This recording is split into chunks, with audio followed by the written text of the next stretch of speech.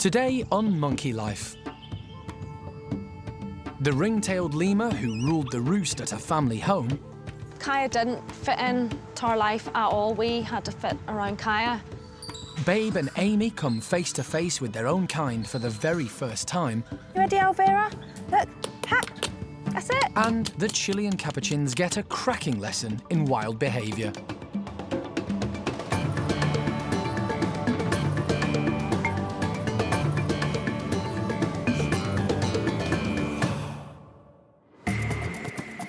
This is Monkey World in Dorset. Tucked away deep in the English countryside, it's the largest sanctuary for monkeys and apes on the planet. And this is Dr. Alison Cronin, the primate's best friend. Alison and her team spend their lives rescuing... Everybody's brilliant, really good. ...and rehabilitating primates from all over the world. You're not gonna let me go! Are you not gonna let me go? They currently look after more than 240 monkeys and apes from 15 different species.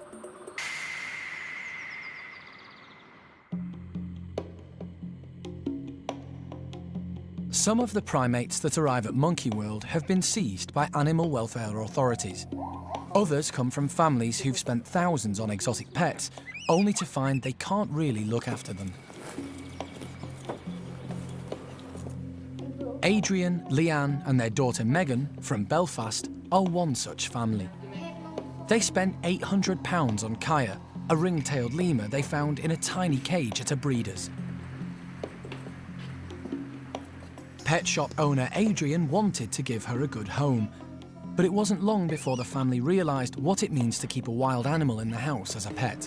I went to a guy's house about snakes and came across Kaiyah living in a cage in his living room.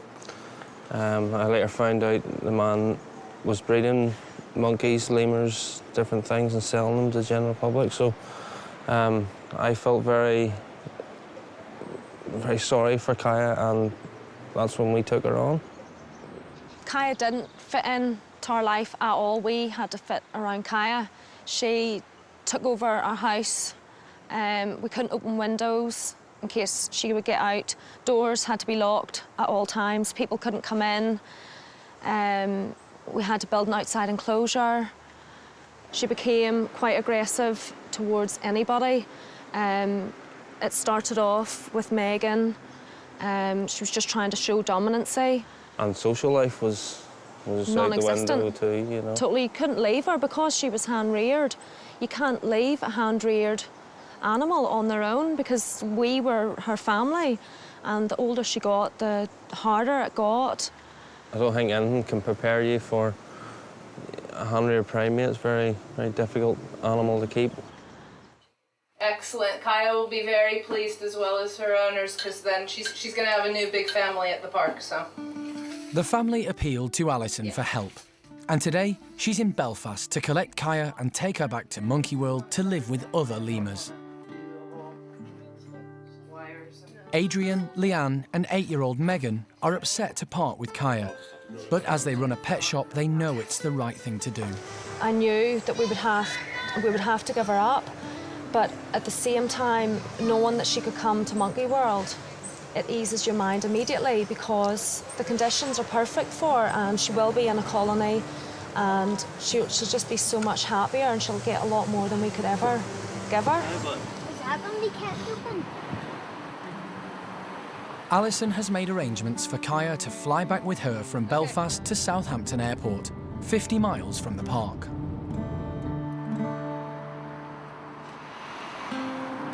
So, up and away for Kaiyah.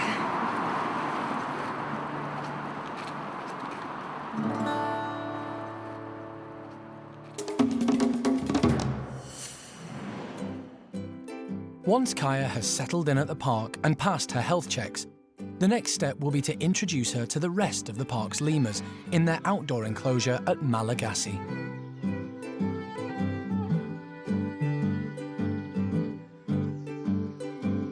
The leader of the mostly male troop is Fennel, a bossy female. As Kaiyah is still very young, Alison hopes Fennel will adopt her rather than consider her a threat. And if their first indoor meeting is a success, Kaiyah will eventually go outside with Fennel to meet the males.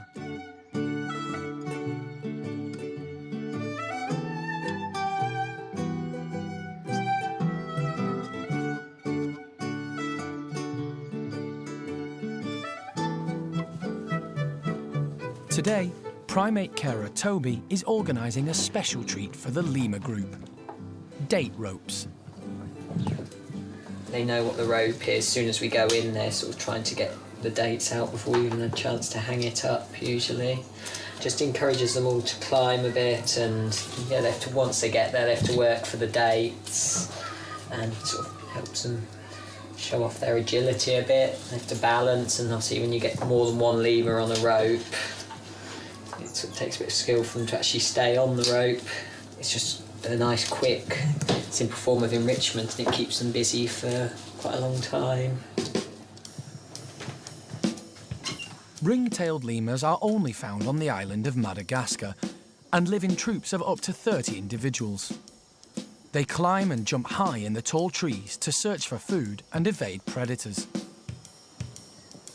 The park's 9 lemurs live in a large open enclosure with plenty of trees so they can leap just like they would in the wild. These canny fruit lovers have already worked out Toby and Donna are about to string up their favourite date delicacy, and they're impatient to get stuck in. There's a definite pecking order in lemur society, and it's 9-year-old Fennel who asserts her dominance and gets first pick.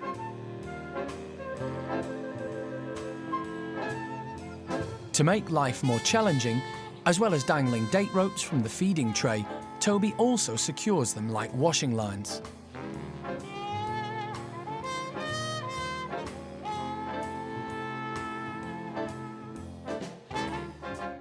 The agile lemurs use their tails to give them stability.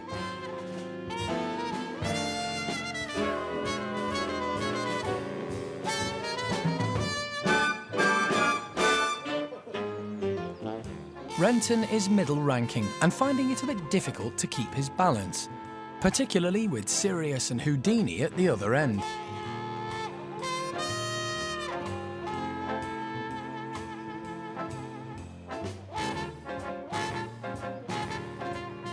But while most of the troop find their feet, there's one lemur left at the very bottom. This is George. George is our oldest resident ringtail. He's estimated to be about 25 years old, which is a very good age for a captive ringtail. George was rescued from a safari park. He was very, very overweight. Had to get him on a diet straight away. He was also very, very food orientated. He used to steal food from everyone and anyone, and obviously this isn't the way lemur society works. There's sort of a hierarchy, and the females are dominant, and it wasn't George's place to go taking the best food. George is firmly set at the bottom of the group now. He's lowest ranking. He sort of knows his place. He will wait until all the other individuals have eaten before he'll come down and have food, but we always keep a few bits to one side for George just to make sure that he's getting his fair share of food as well.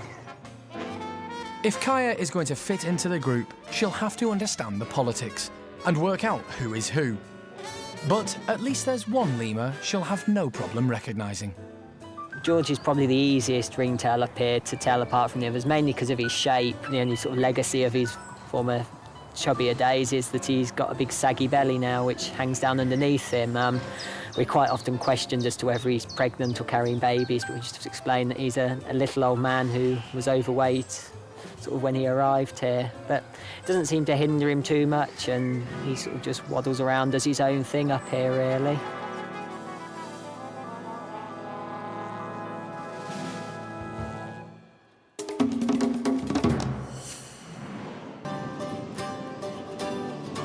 Alison's arriving with Kaiyah the lemur she collected in Belfast.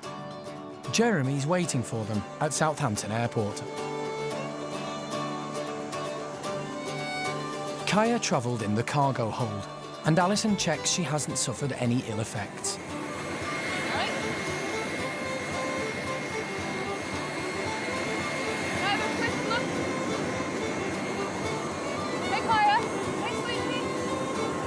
we're good.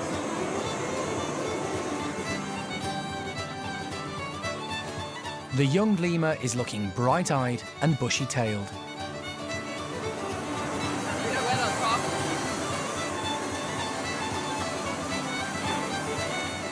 With Kaiyah loaded airside, Jeremy just needs to collect Alison at the terminal. Now you're picking me up out front. All right, okay. And they're on the road to the park. It's nearly dusk when they arrive. Only come from Northern Ireland, but you know, getting her sort of boxed up, making sure that everybody's happy with all of the right paperwork, making myself happy that she's content in the box and everything. But the whole way back from the airport just now, she was just eating grape after grape after grape. So, you know, life can't be too bad if you're sat on your cuddly toy eating grapes. Pretty pleased. She's a young animal, so she should just take all of this in her stride anyway, and she's pretty confident and cocky, so I think we'll be just fine. Kaiyah will be housed in one of the temporary bedrooms while she settles in. And Keeper Donna is so keen to see her, she's come back into work. She looks lovely. She's in really good condition. She's moving about fine. She's eating. She seems quite relaxed, so fingers crossed.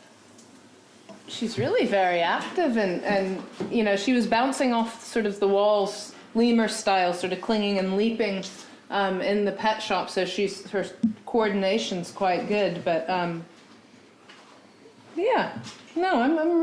really very hopeful that she's gonna do okay here, and that she's gonna now have to sort of deal with the will of all of our lemurs in Malagasy and what they think, because she's only just a teenage girl in lemur years, if you will. She's just come into adolescence, and that will make her hi you, very popular with the boys. The biggest and most overwhelming factor for Kaiyah here is that she's gonna be with an entire mob of ringtail lemurs with social dynamics to boot that go along with that, and that she's just gonna be over the moon to run, romp, and play. That's best case scenario. Worst case scenario is she turns into a spoiled, rotten brat and starts causing fights with everybody. I suspect it's going to be the former, and I'm really pleased for her. She's just going to love it up there.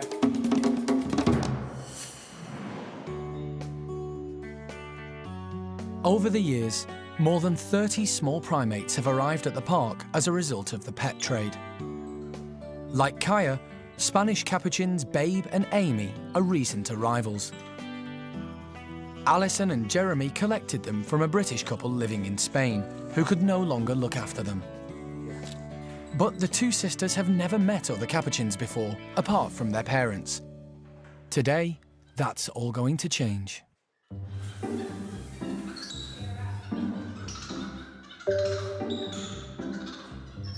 The pair are currently living in several of the indoor bedrooms together.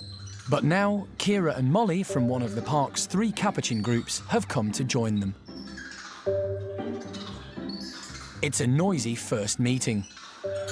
They're more concerned about all of us being here, so we're gonna have to slow the introductions, let these guys settle down and start considering each other before we ever move ahead with any more. So that's okay, slow is good.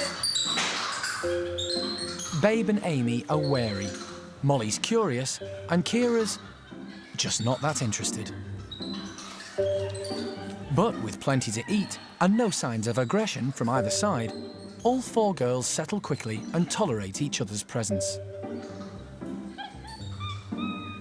No one is best friends yet, but it's a promising start. Eventually, Babe and Amy will have to get used to an even larger group of capuchins. There are 92 at the park altogether. The majority came from a laboratory in Chile, and others from the pet trade. In the wild, capuchin monkeys are clever and resourceful. In their South American rainforest home, they'll often use rocks or branches as tools to help them open food, giving them access to a wide-ranging diet. Despite their small size, they're strong and have been known to carry rocks bigger than their own body mass for long distances. The primate care team at the park often see the capuchins attempting to crack open food items by banging them on hard surfaces. But they've never seen them use two rocks together as tools. I cannot look. I'm so looking forward to seeing the capuchins with the rocks, the ambrals, doing some natural tool behaviours. Today, they're trying an experiment and are putting out everything needed to test Amy's group at tool use. Angela and Hannah have selected some large flat rocks and some small stones, as well as hard-to-crack nuts. It's quite nice yesterday because they had a big rock and a little rock, and they were actually whacking the big rock onto the little rock, so it'll be interesting to see if they try and pick up the big rocks today. Leader Amy escorts the group out, ignoring the morning food scatter to investigate. This is believed, obviously we don't totally know, to be a learnt ability. The youngsters will watch their parents go and find large rocks and put them under the fruit trees and nut trees so that they can get to it earlier, and then they'll mimic their parents doing it. Emily seems more interested in the nuts than the rocks. And Digit knows she needs to open them, but hasn't worked out the best method yet.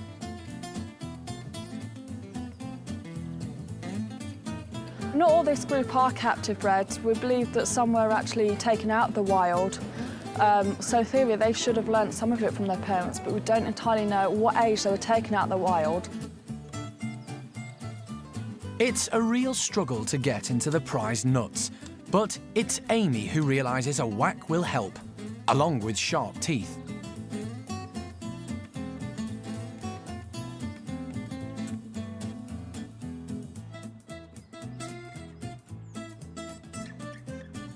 The girls use anything but the tools provided to try and open the much-loved delicacy.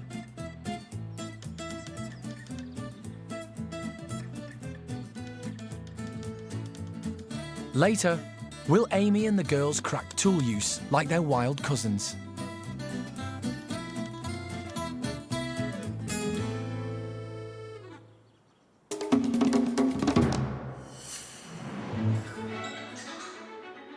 Babe and Amy, the Spanish capuchins, have just met the park's Kira and Molly. Previously kept as pets, the pair have never encountered their own kind before. The meeting was a success, so the primate care team have decided to let them venture into the playroom and come face to face with more of the group. Jenny, one of the team, is keeping an eye on them.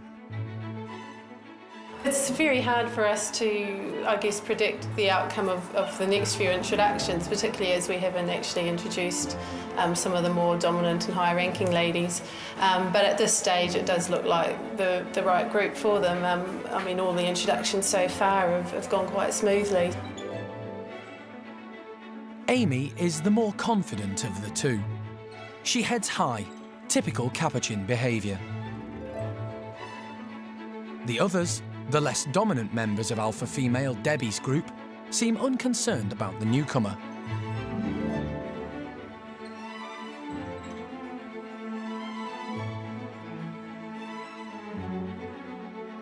A little later, Babe decides to brave it too and joins her sister.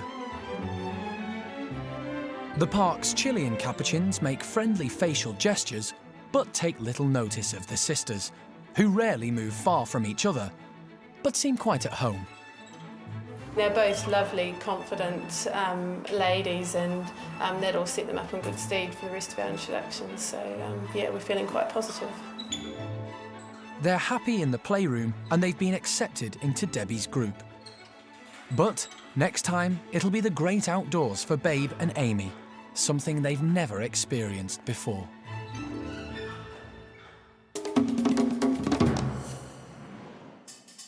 In the enclosure next door, Amy's Capuchin group have been given rocks and stones to use as tools to open nuts, just like they would in the wild. But so far, they haven't quite picked up the technique. After a few more attempts by the girls, Keeper Angela decides to give them a helping hand, encouraging this natural behaviour that would help them survive in the wild.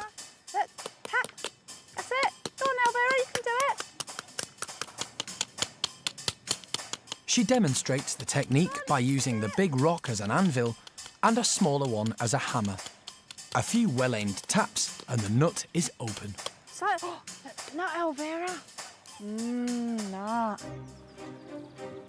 The curious capuchins queue up to see a demonstration.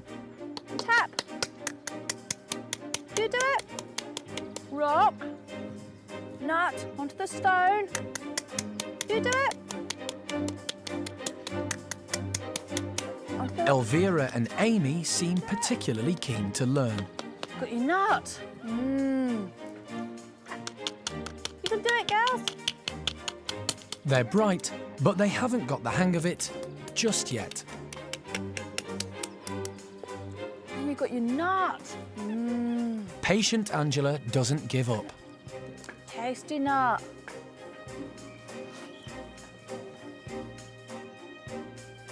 And eventually, it's Emily who shows captive capuchins can be as clever as their wild counterparts.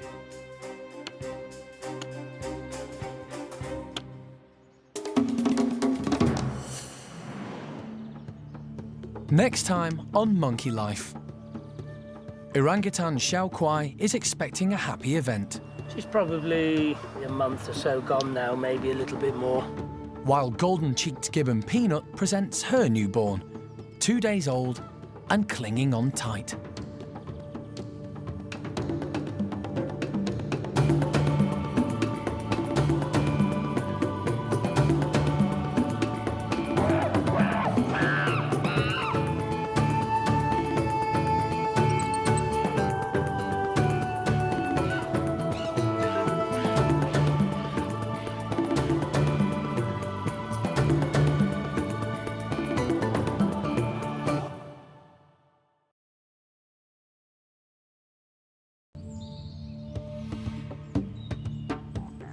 Today on Monkey Life, it's babies all round, with orangutan Hsiao-Quai expecting a happy event.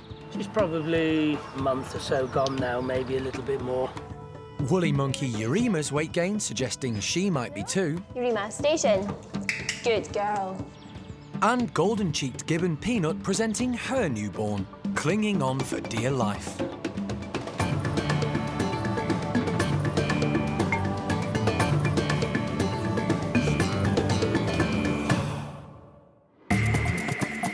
This is Monkey World in Dorset. Tucked away deep in the English countryside, it's the largest sanctuary for monkeys and apes on the planet.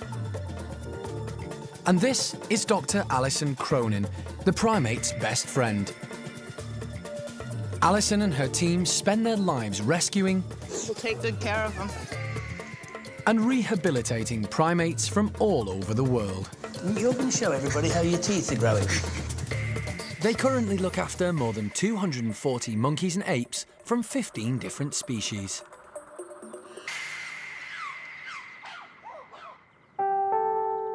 The park rarely breeds primates because there are so many around the world already needing help, and space is limited. The exceptions are rare endangered species, forming part of international breeding programs like the orangutans. In the wild, their habitat is under threat due to illegal logging and palm oil plantations. So, babies from well-looked-after captive groups are good news. Today, keeper Rita is examining Hsiao-Quai. She uses hand signals and a clicker sound to indicate she wants Hsiao-Quai to turn and present her rear. Yay, good girl. She suspects from her swellings that something is up. Animal director Jeremy is able to confirm keeper Rita's suspicions. Hsiao-Quai is pregnant. The telltale swellings that female orangutans have when they're pregnant, she has. And it really is it's a perfect pregnancy test, and it works and you can't fail. It's really good news for the park and the species. Hsiao-Quai was wild caught and rescued from outside a Taiwanese amusement arcade, where she'd been abandoned along with 2 other orangs. Alison and her late husband Jim Cronin, who started the park, brought her back to the UK in 2000 from the Ping Tung Rescue Centre, who'd taken them in.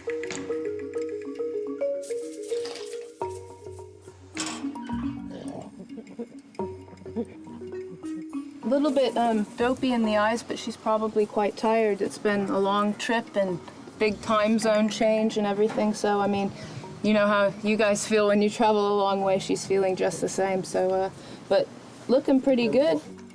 Since she's been at Monkey World, Hsiao-Quai has flourished and already given birth to little Kai, who's now 4. Hsiao-Quai is actually our little Rolls-Royce orang because she rears her own young, and you know, Kai being the example, and you know, rearing babies is what Hsiao-Quai wants to do. So therefore, we're very lucky. She's probably a month or so gone now, maybe a little bit more. It's a big milestone. So, in about 7 months' time, Kai will have a baby brother or sister and have to share his mum's attention. I know that Kai is a very natural sort of chap. He is not influenced by humans or anything, and he's growing up in as an orangutan-y environment as is possible for a captive born animal. There's no reason to suspect that he's going to mess up. And also at that age, what's he going to do, really?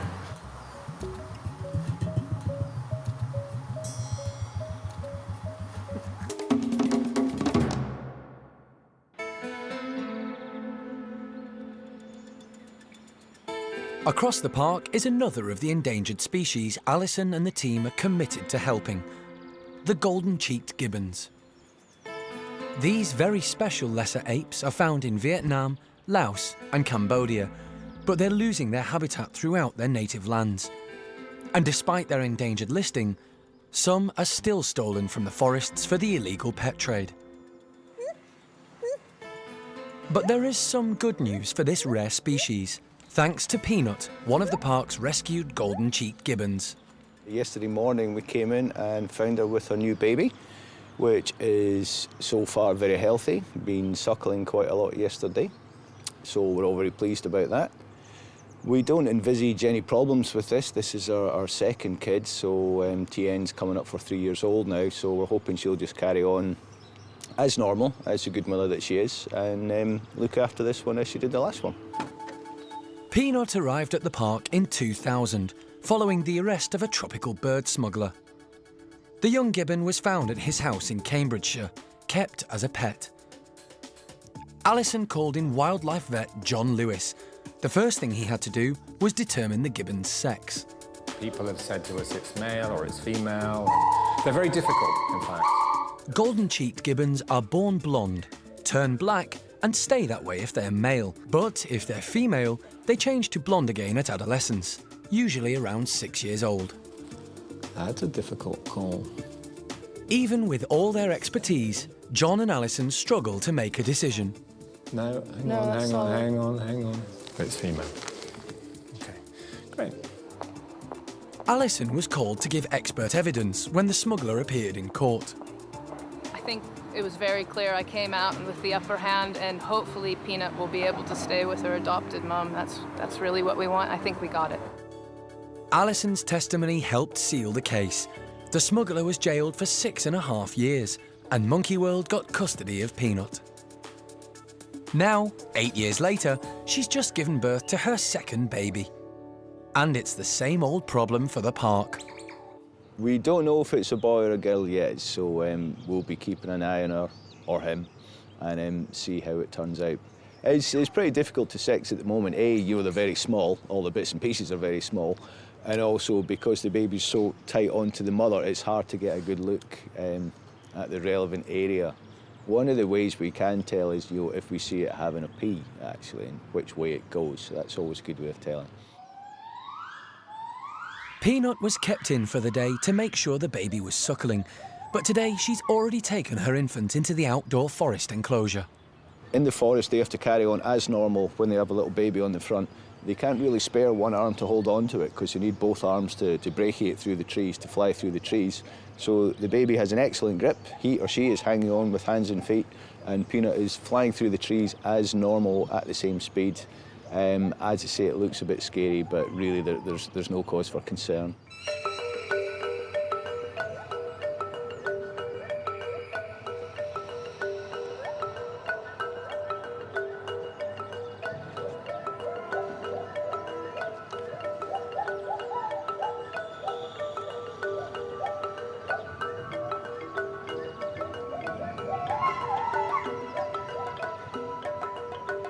This is Peanut's second baby, but it's still quite important for the species, for the captive breeding programme. As we know, golden cheek gibbons are highly endangered, so it's great that we're still breeding them here, and we've now got a second baby, and hopefully we can carry on like this.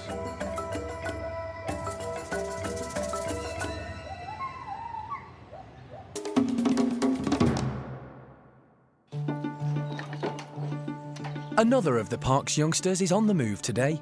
Over at the temporary bedrooms, the primate care team are about to collect Kaiyah, the ring-tailed lemur.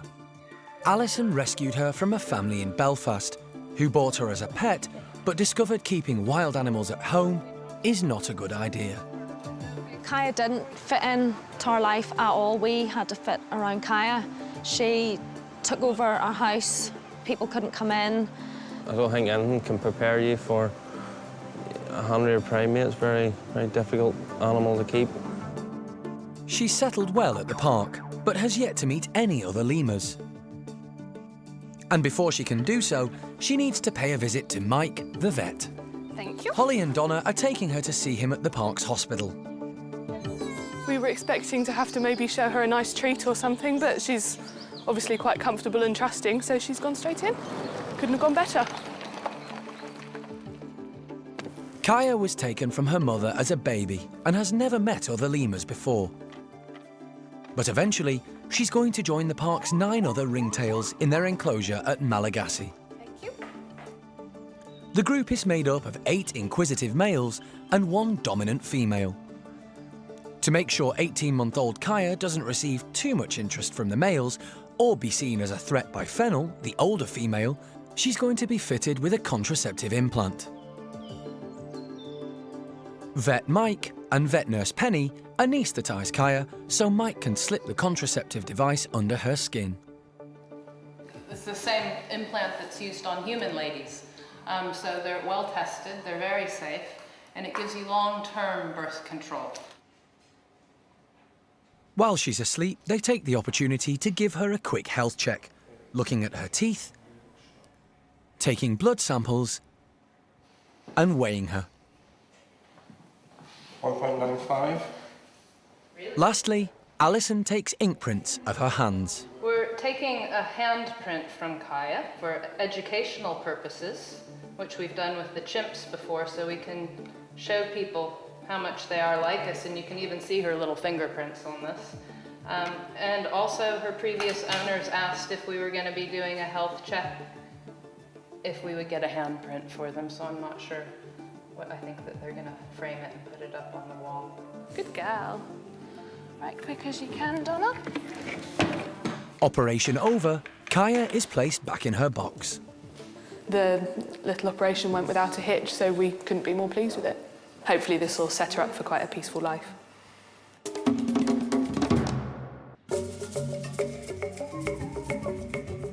Earlier, Animal Director Jeremy was pleased to confirm that rescued orangutan Hsiao-Quai is pregnant. The father of her first baby, Kai, is the park's big alpha male, Tuan. But now, Hsiao-Quai lives in Gordon's group.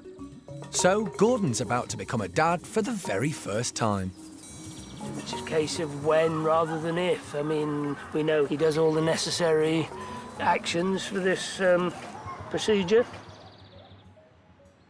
Gordon's now 12 and was born at the park. He was a premature baby and rejected by his mum, Amy, but received expert care initially from Jeremy and then from Mike. Anti-nappy rash. Yep, all good babies have that, don't they, God? As he got older, Jeremy tried introducing him to his mum, but although she tolerated him, Amy wasn't interested. It meant the care team were on duty 24/7. Over the years, Gordon's grown up to be a very laid-back character, and with more orangutans at the park, he now leads his own small group.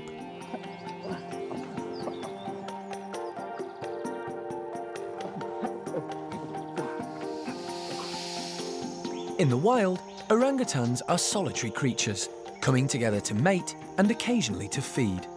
Babies stay with their mothers until they're about 8. The males are not involved in their upbringing. Baby orangs being born with a male in the group, it's a very controversial thing and a lot of people think it can't be done. But Gordon is obviously very comfortable with Hsiao-Quai. He's also very comfortable with Kai. So we're very lucky we've got a situation. But also, another icing on the cake is, according to our stud book statistician, Gordon is a very, very, very important animal genetically. I can't imagine what remotely is important about you, but never mind. So again, that's another positive thing for, you know, the general orangutan conservation issues.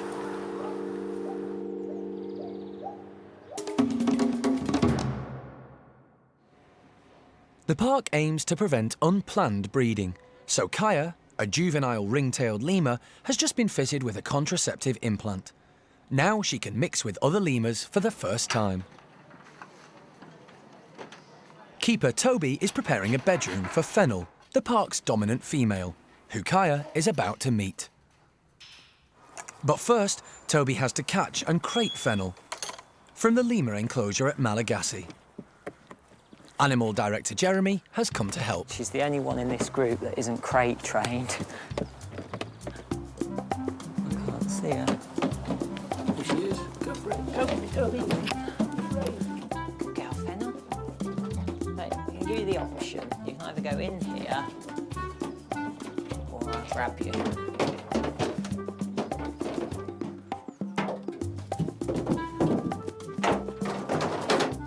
Sin. She's jumped in herself. Come out, say that. Mission accomplished, Toby and Jeremy take Fennel to Kaiyah's indoor enclosure. Alison has come to watch the first meeting. A friend for you, lady. Kaiyah is in the right-hand bedroom. The team put Fennel in the opposite facing room so the two can see each other. Both lemurs seem more curious than anxious. So, Toby opens the connecting slide to give them the opportunity to meet.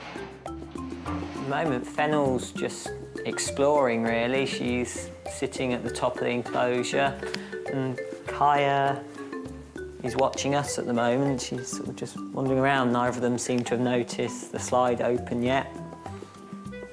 A few moments later, Fennel realises she can now reach the lemur across the corridor and moves through to join Kaiyah. Jeremy, Toby and Alison are on hand in case Kaiyah feels threatened, but they're not needed. Fennel greets Kaiyah affectionately, and the young lemur responds by grooming her.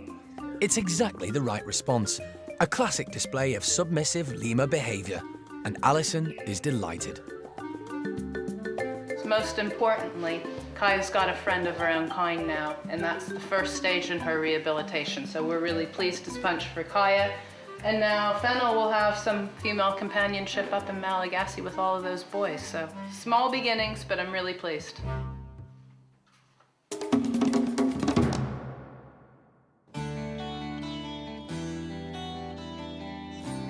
The care team at the park regularly monitor the health of all the primates, young and old. Part of the process is to keep a note of all their weights. But weighing primates is not an easy business. Today, the woolly monkey team need to weigh Bueno's troop. They're known as the barn woolies, are all captive bred and are a close-knit family group. Their leader is alpha male Bueno, a great dad and stepdad to the youngsters. The dominant female is Yarima. She's a great mum, but has a tendency to be a bit grumpy and stroppy with her younger half-sister, Lena. Youngster Paolo isn't related to anyone in the group, but could one day provide a new bloodline. Woolly monkeys are endangered, and there are less than 100 in captivity in the world.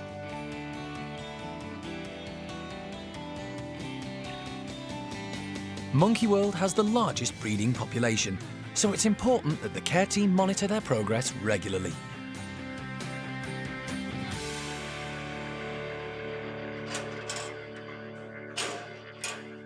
Every morning, the monkeys go through a mesh tunnel to reach the outdoor enclosure, so the care team place a weighing scale inside it.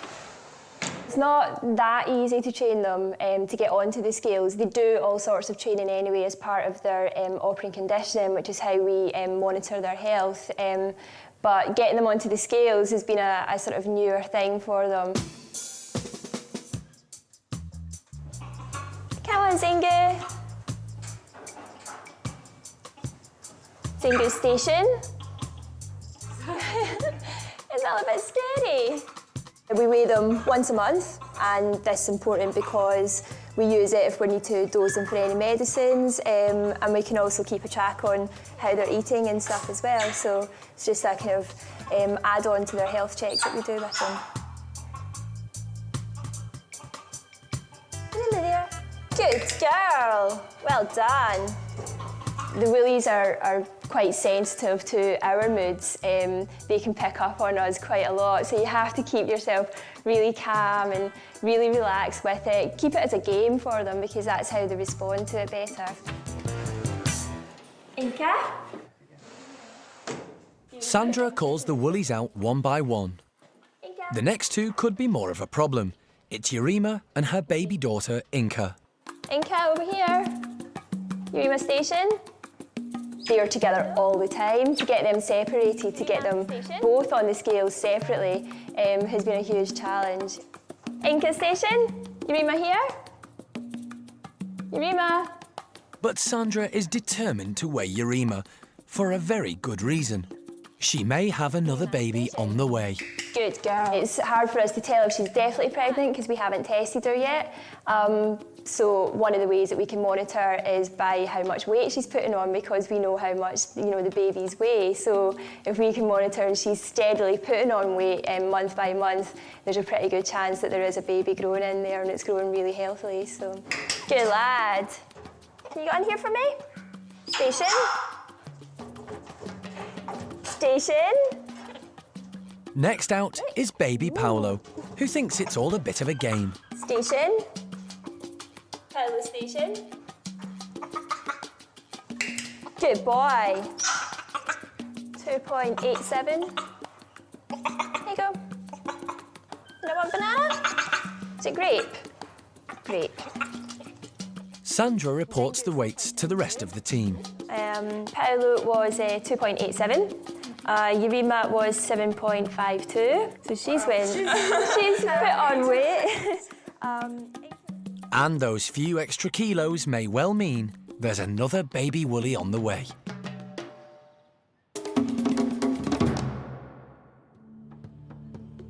Next time on Monkey Life, an apple a day doesn't keep the dentist away. And is Dad-to-be Gordon a bit of a catch?